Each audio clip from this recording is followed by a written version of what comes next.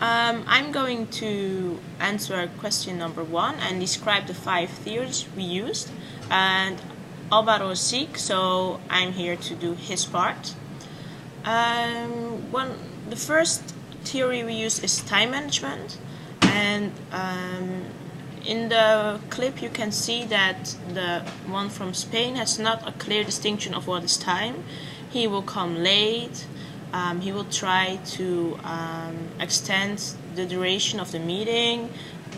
And in the second situation, it's hierarchy. You can see the clear distinction between a vertical versus a horizontal hierarchy. In a vertical hierarchy, you can see a clear distinction of who's in a higher position. In our situation, it's the teacher versus the student. And you can clearly see that the teacher's in a higher position, so he decides what will happen. While in a horizontal hierarchy, everybody's more on one level and you can just treat each other in the same way. Our third theory is high versus low context cultures. You can see that in a high context culture there's a lot of touching, a lot of talking about family and everything around it, while in a low context culture the person just try to get to the point and not talk too much around the topic. Our third theory is non-verbalism, and you can see that there's again a lot of touching and there's less personal space. The persons sit closer to each other, and someone that comes from a low context culture might feel intimidated and might feel uncomfortable.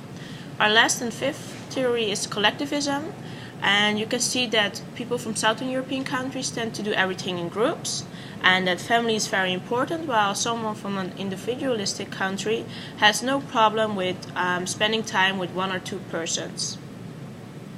To get to the point, what is the goal of our audiovisual? Who is your target group? What's the message you want to get across? Why is your message relevant to your target group?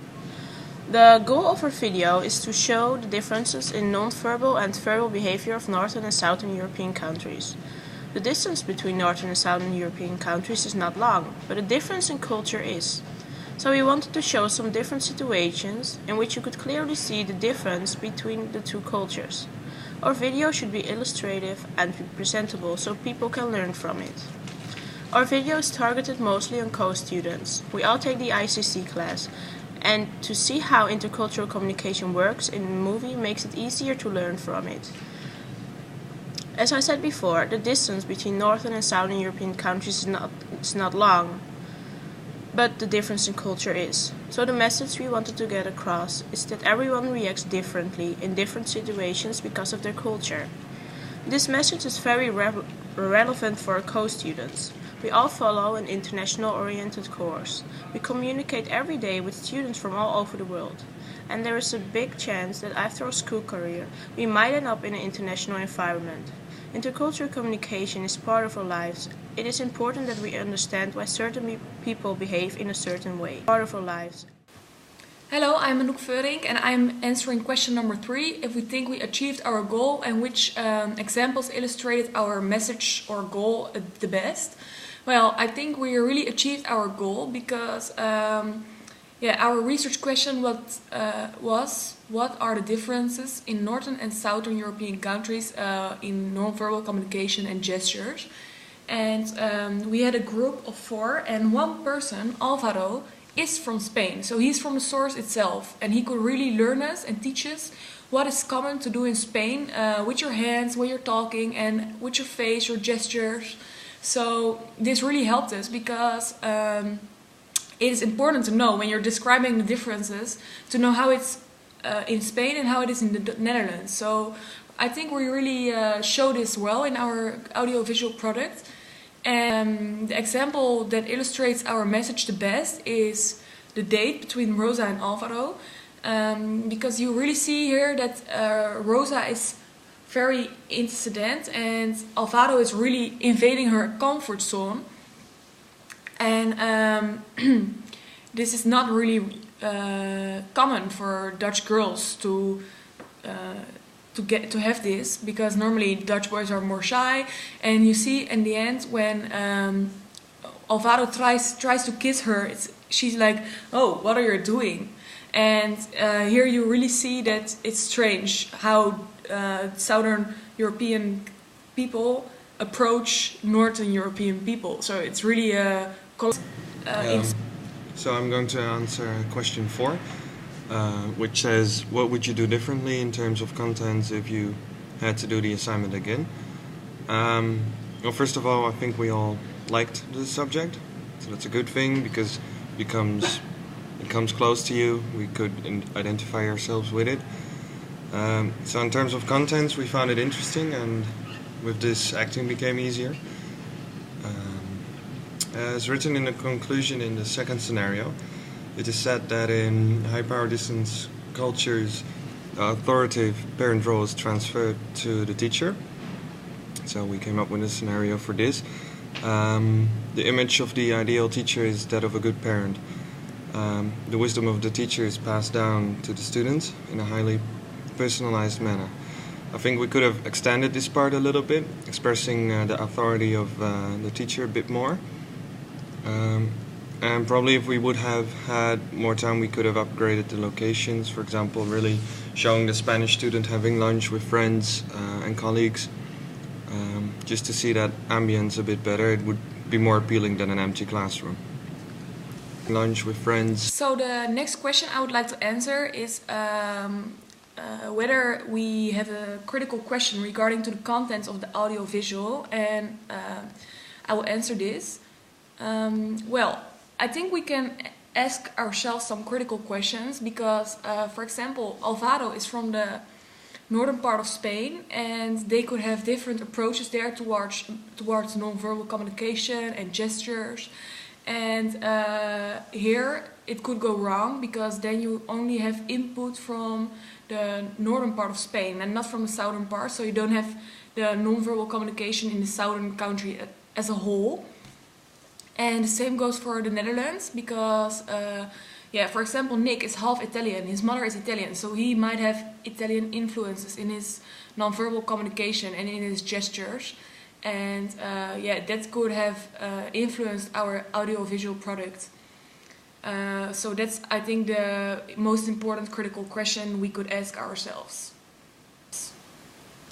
Now I'm answering question number 6. State what you learned from this assignment. Well, first of all, I want to say that I really liked the assignment we did because it's a creative assignment and it's not that boring like writing a report again, what we have to do for all our courses. So I like that.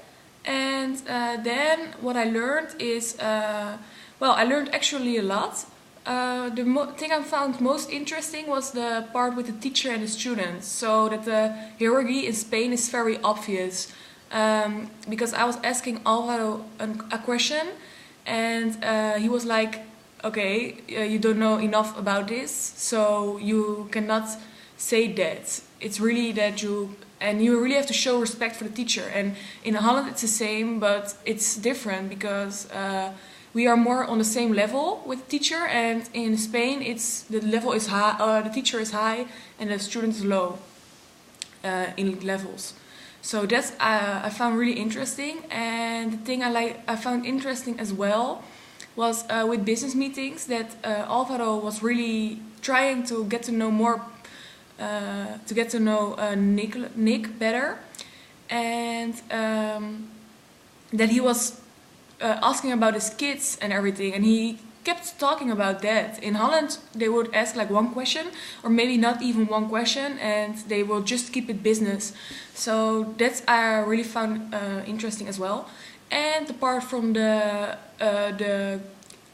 groups, so that Spanish people and Southern European people really like to hang out in groups, and if they just go with one friend to a party, it doesn't go on, because in Holland I always go when I go out with one friend. Sometimes I go with more friends, but it's never that we go with all of our friends at the same time to the same place. It's like very exceptional. So I really thought that this was interesting. I'm answering question 6. What I learned from this assignment was to see culture from a different perspective. What seems so natural to you could be not natural to another. So it was really funny to make a script and write everything down, what you do in your life every day, but you have to explain to someone from another culture. What I also learned was about the hierarchy between a teacher and a student, because here in Holland you just raise your hand, or maybe don't even raise your hand and just say out loud what you want to ask or you want to say. And I've learned that in Southern European countries it's not that usual, that the teacher won't answer your question during class. You have to come after class or even to his office. So that's very different. And also the part of collectivism versus individualism, because here in the Netherlands, if one friend decides not to go out, the rest of the group will just go. And I learned that in Southern European countries, if one person decides not to go, the whole group isn't going. So that's also very different. So that's very. Okay, well, I'm going to answer question 6 now about what I have learned. Well, I've learned quite some things. I think that many things I had already seen or had seen them in movies, but never really stood still at those things. For example, the student-teacher relationship was something a little bit new. That I knew that there was a high power distance in Southern European countries, but I didn't think you couldn't ask a teacher questions in class or something.